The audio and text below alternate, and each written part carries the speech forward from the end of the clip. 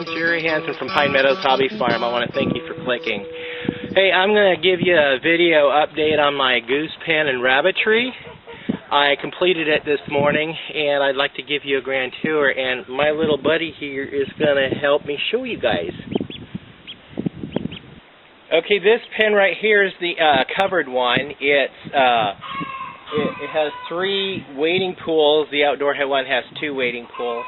And also, because I had the tarp covering it, I also am utilizing this for my Rabbitry.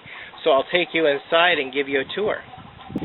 This is my gate going in. I've got to modify this. I'm going to cut the center pole out and put a cross beam across the top.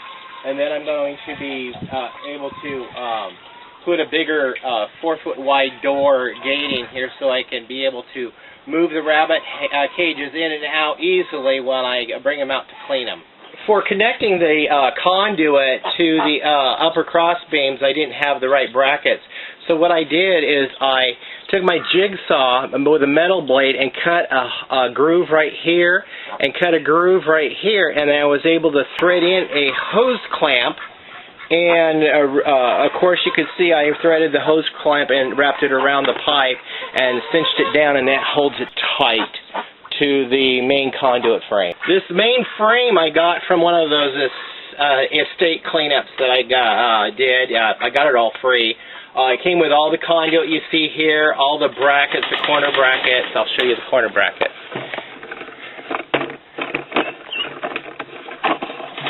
And the tarp came with it as well, so I was able to secure the top to the roof. And I added an extra 20 foot of conduit to give it more support.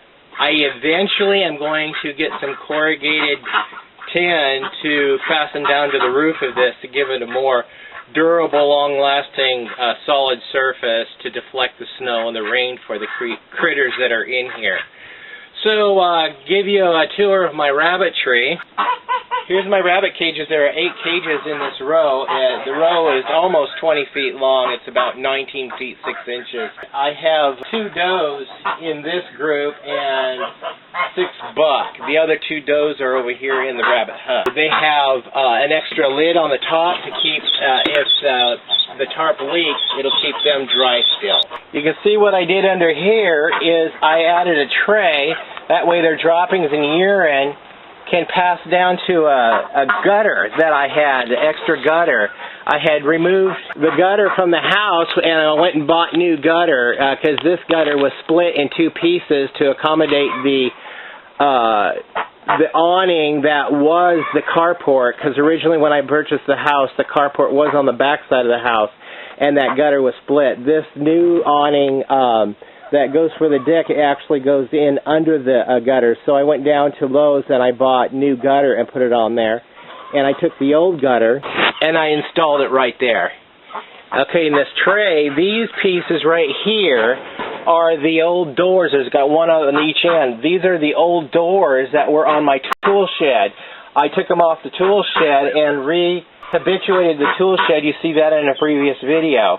But those doors, I actually could accommodate him here for trays. Specifically, the lip down there, which will keep the water from spilling out over, and I'll be able to drain it and direct all the drainage right down into the gutter. Let me demonstrate. Okay, I have the hose. I can just wash it right down there.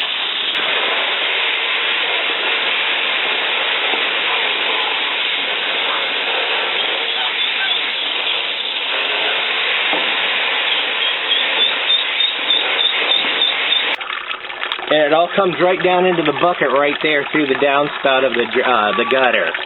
And I'll just take that bucket and I'll put it in a pile, a compost pile, and collect the rabbit sewage.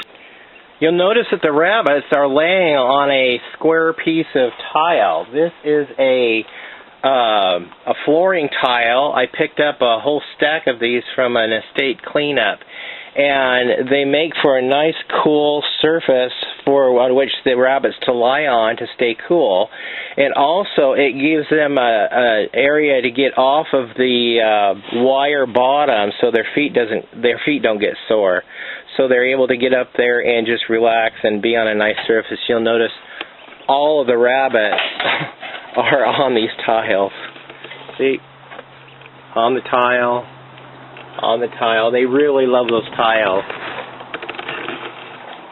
That one's on the tile. That one's partly on the tile. That one's got its head on the tile. Yeah, they love those tiles. Okay, let me introduce you to my rabbits. This is a doe. She's from a line that is separate from all the other lines here. And I'll go through each rabbit and I'll tell you which ones are related. Here's a doe I have. She is from a separate line from anybody else. These does are New Zealand in breed. The two ladies here, these two does, came from the same place where I picked up the 6 rabbits that I got for free from off of Craigslist. This is a New Zealand buck. He is approximately a year old. I picked him up from a neighbor down the road. You've seen him in a previous video. He's from a whole different colony of rabbits. This buck, he is a Californian. And this is a buck also, brother to the other Californian I have. I'm thinking of breeding one of these bucks to a New Zealand doe to get a crossbreed for durability for cold weather. I understand Californians can tolerate cold a lot better. And then the New Zealand for size. This is a buck. He's approximately 9 months old. He came from through Craigslist from that same line as the other 2 does that I had previously shown you. He is actually the brother to that second doe. This little guy, he's a buck in New Zealand, and he is from a different line from the black buck that I just showed you, but comes from the same place where I got the rabbits from Craigslist. And this is his brother. This is another buck, same age, same parents. So what's your opinion? Yeah? Okay. Okay, let's go show them the other rabbit.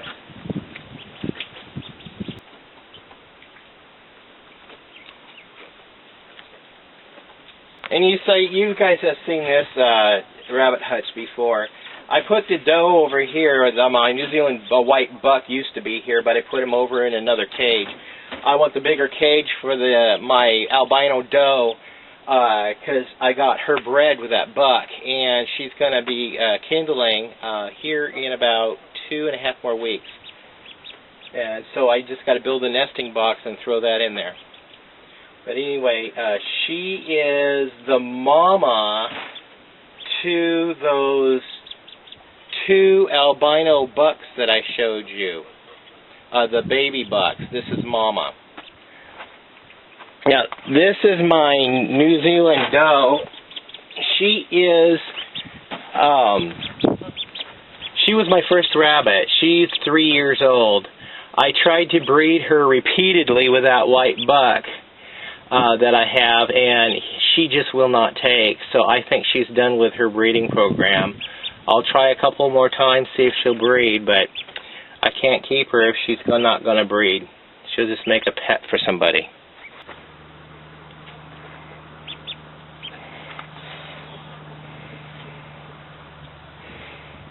Are you photobombing this shot? Come on. Well, that is it on the grand tour of the new duck pen, GoosePen, Rabbitry. I put the ducks and the geese away in here at night to protect them from the nocturnal predators. I've lost so many waterfowl to coyotes, even with the fencing I have in, that I'm really tenacious about protecting my flock at night. So I open the gate in the morning, and they're out and they're free ranging, and of course relaxing and doing what ducks do.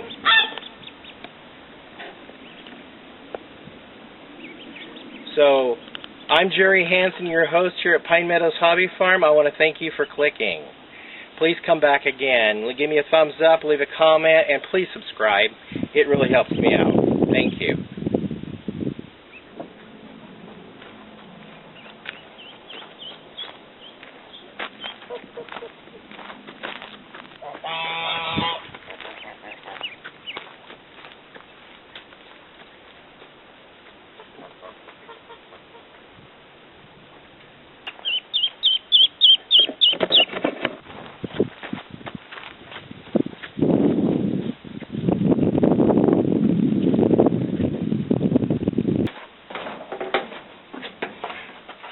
Come on. Come on. See you in the ear.